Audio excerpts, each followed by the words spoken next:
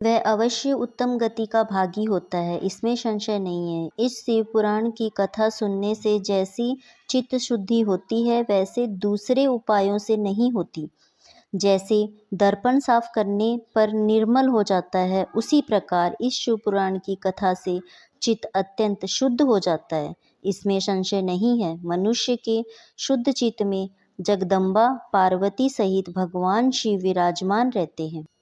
इससे वह विशुद्धात्मा पुरुष श्री सांब सदाशिव के पदों को प्राप्त होता है। इस उत्तम कथा का श्रवण समस्त मनुष्यों के लिए कल्याण का बीज है, अतः यथोचित मार्ग से इसकी आराधना अथवा सेवा करनी चाहिए। यह भवबंधन रूपी रोग का नाश करने वाली है। भगवान शिव की कथा को सुनकर फिर अपने हृदय में उसका मनन एवं निधिध्यासन करना चाहिए। इससे पूर्णतः चित्त शुद्धि हो जाती है।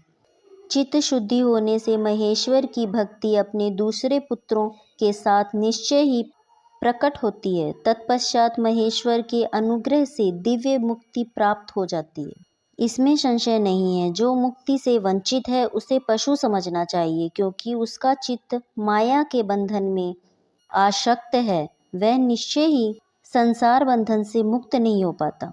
ब्राह्मण पत्नी, इसके लिए तुम विषयों से मन को हटा लो और भक्ति भाव से भगवान शंकर की इस परम पावन कथा को सुनो।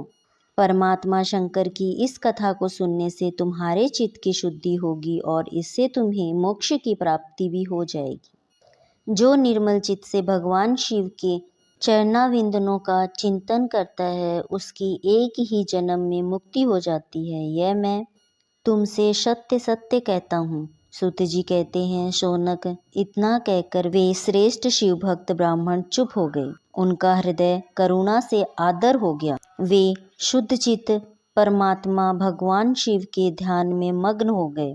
तदनंतर बिंदुक की पत्नी चंचुला मन ही मन प्रसन्न हो उठी। ब्राह्मण का उचित उपदेश सुनकर उसके नेत्रों में आनंद के आंसू छलक आए थे।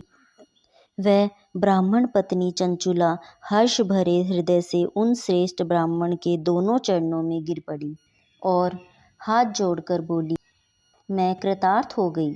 तत्पश्चात उठकर वैराग्य युक्त उत्तम बुद्धि वाली वह स्त्री जो अपने पापों के कारण आतंकित थी, उन महान शिव भक्त ब्राह्मण से हाथ जोड़कर गदगद वाणी में बोली। चंचुला ने कहा, ब्राह्मण शिव भक्तों में श्रेष्ठ स्वामीन, आप धन्य हैं, परमादर्शी हैं और सदा परोपकार में लगे रहते हैं, इसलिए श्रेष्ठ साधु पुरुषों में प्रशंसा